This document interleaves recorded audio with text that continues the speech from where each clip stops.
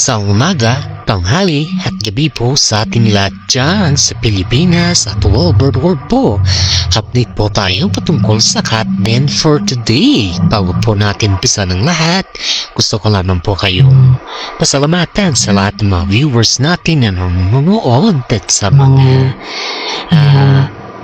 mga fans din natin dyan na sumusuporta kahit saan man sa sulok ng mundo, guys. Kaya eto naman tayo mag-update patungkol po sa Katden. Eto guys, ito yung pinakamasarap. Masarap pa ako kasi napatunayan po ng mga netizen na yung sinasabi natin na katotohanan patungkol sa Katden, andyan na po guys. Andyan na po, nakikita na po yung ebidensya kasi may regalo po si Kathryn Bernardo kay Alden, guys. At yan po ay sobrang tuwa ni Alden dahil hindi po niya so katakalain na re-reguluhan siya ni Kat dahil nga sa dami ng nilamang project. Yan po yung nakikita natin na bracelet. May bracelet po siyang regalo dito, guys. Yan po ay gawa sa mga piling ni Kathryn Bernardo na kung saan po ay hinayaan po ni Alden Richard na si Kathryn po mamili sa ireregalo niya po sa kanya. Kaya dito natin makikita yung talagang pleasant at kagandahang loob ng Katden dahil hindi mo so kapakalain na yung pagiging matipuno, pagiging handsome, pagiging gentleman ni Alden ay kay Kathryn din pala siya matatakot. Ang sabi nga ng mga ibang netizen, guys, parang underdog daw si Alden Richard kay Kathryn, which is para sa akin, oo, pwede, tama, kasi si Kathryn naman nun is parang under-desire din kay Daniel parang hinihintay niya si Daniel na prong salita at etcheburetche naman tong si Daniel alam naman din natin na mas mahal naman ni Kathryn Bernardo si Daniel noon, diba? Pero sa ngayon, guys, is mas mahal niya na si Alden Richard kasi natitimbang na yung tinatawag na kagandahang loob ni Kathryn Bernardo kay Alden Richard. Sipin mo to, guys, nung last year may regalo na naman si Kat kay Alden Richard at ngayong year na naman po ay may regalo din si Alden Richard kay Kathryn. Vice versa lang po, guys, may regalo din si Kathryn kay Alden, may regalo din si Alden kay Kathryn. Kumbaga ba, guys, is nagre-regaluhan sila sa isa't isa. Alam niyo ba kung ano ba yung regalo? Guess what? I-comment down below nang ninyo lang po, guys, kung alam niyo kung ano yung regalo nila sa isa't isa. Yung regalo po nila sa isa't isa, guys, is yung binigay po ni binigay Alden kay Kathryn, guys. Si Alden muna, yung binigay niya po is a bracelet. At ganun din po si Kathryn, couple bracelet po sila. Pero may yun. May pangalan daw si Tisoy dun at saka si Joy. Tisoy kasing pangalan ni Alden kay Kathryn at saka Joy naman din yung pangalan ni Kathryn kay Alden. Kaya may Tisoy at saka Joy yung pangalan. Kitang-kita nga naman, guys, pilit doon nila itong tinatago kasi nga daw baka mapansin daw na naman ng mga netizen, pero ayon dito sa ating legit na sources ay hindi daw po sila nakapagpigil na ginamit sa public kasi magkasama sila. Ang sabi nga daw nila, gagamitin lang daw nila yung sila lang dalawa ba'y mag-out parang gano'n or may pupuntahan. Pero at that moment, guys, is hindi daw nila napigilan grabe, no? Grabe yung, kumbaga, is grabe yung kakiligan ng ginagawa ng Katden sa ngayon. At itong si Mami Min, guys, nung alam niya pala na ganun pala yung balak niya din sa kanya, nare-regaluhan pala si Kathryn ng bracelet. Pero na si Mami Min, sobrang saya daw nung nalaman niya yun kasi nga po, botong-boto si Mami Min kay Alden Richard, guys. Sobrang botong-boto niya, as in kitang-kita mo sa reaction ni Mami Min talaga is talagang hindi mo, kumbaga, kung ikaw yung nanay no, hindi mo ma-imagine na ganun yung reaction ng isang nanay kay Alden Richard, guys. Oo, kahit siguro i-deny din yan ni Alden na o ganito o ganyan, wala, hindi mo ma-deny dahil kitang-kita dun sa resulta kung ano talaga yung katotohanan.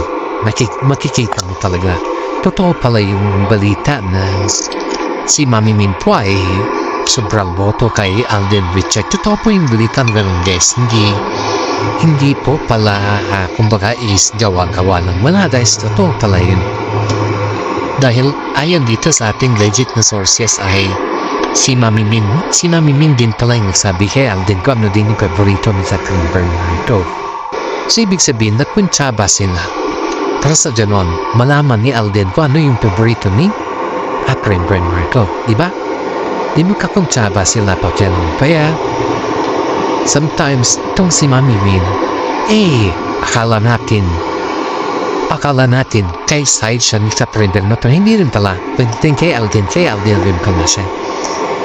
Kaya kita natin kung ano yung suporta naman na binibigay ni Mami Min kay Alden Richard dahil gusto niya talaga na pangalagaan na ni Alden Richard si Catherine Bernardo sa lahat ng at laking tuwa din ng mga fans ng Kat din dahil si Mami Min po ay hindi po siya namimili kundi nagkukusa po siya na kumbaga is nagkukusa po siya na binibigay niya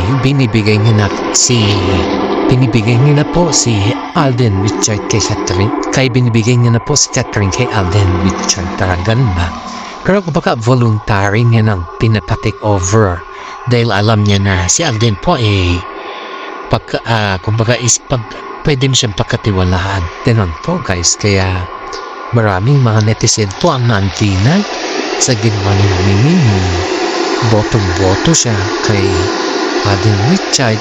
At nakita din naman ng mga ibang netizen yan, guys, na ganun din po yung kaklaro yung ugali ni Mami Min kay Alden Richard. Kaya si Tisoy, guys, is sobrang kumbaga is very yung kapag tawagin mo kasi kung tawagin mo ba is para na-overcome niya na yung hiya niya sa pamilya nila Catherine Bernardo.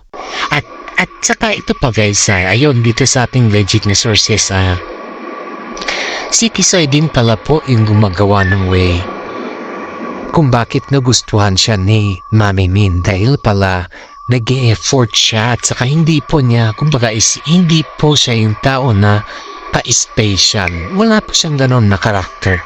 Wala, kumbaga is as long as she can do it or as long as she can prepare it, ginagawa niya po yan. Hindi po siya yung klase na tao na pabisi-bisita. Wala po siyang ganun, guys. Ayon dito sa ating legit na sources. Kaya daw po, mas lalong magustuhan siya ni Mami Min dahil hindi po siya yung tao na yung sabihin mo na yung pag may bisita, nagpapabisita ba? Wala po daw siyang ganun.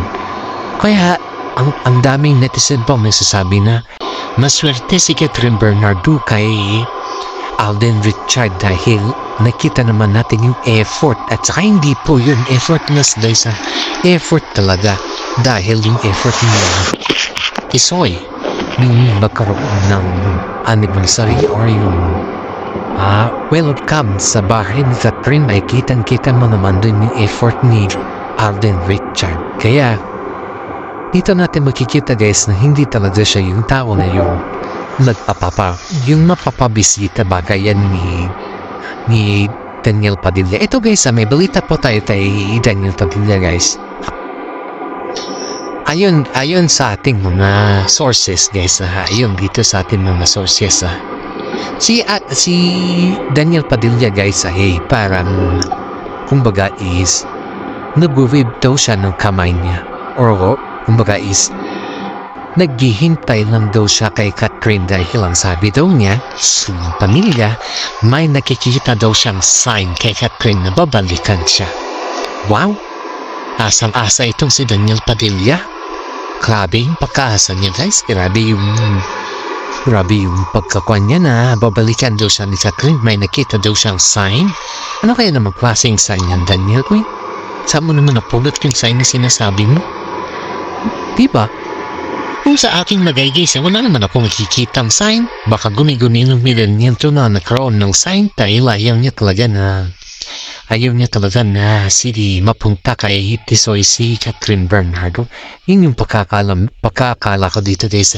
Ayaw ni Daniel Padilla na mapunta si Catherine kay Alden Richard dahil siyempre galit nga siya, diba? Galit siya kay Alden Richard dahil nga daw sinira daw na yung career ni Daniel Padilla. Even though it's not, hindi po niya sinira kundi si Alden po isa sa mga hinahangaan na tao at talagang dumating sa panahon na nawalan na siya sa showbiz. Kumbaga is iniwan niya or naiwan siya sa ere dahil sa kanya kagagawan, di ba? Kaya mo niya sanang sabihin na may sign na si Catherine ay mapapasumad niya. Aba, gumagawa ng rason para ba makuha niyo ulit si Catherine. Kaya kung nagustuhan niyo po yung ating mga update guys is paki-comment down below na lang po guys. Kasi may kasunod pa itong updates kahit patungkol ito kay Daniel Padilla na nag-usap na daw sila ni Catherine. Kaya eto guys na kung nagustuhan niyo po paki-like, subscribe ang ating YouTube channel. Maraming salamat at God bless po sa ating lahat.